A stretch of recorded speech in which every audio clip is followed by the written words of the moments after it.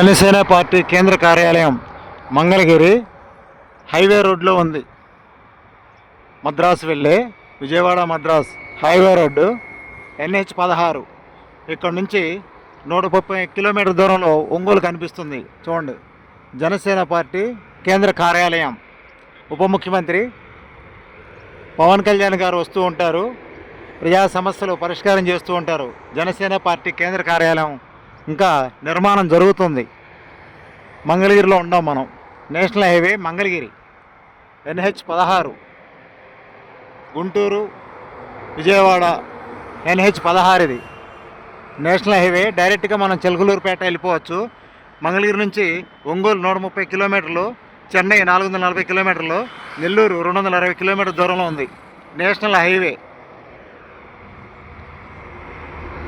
జనసేన కేంద్ర కార్యాలయం నేషనల్ హైవేలో ఉంది.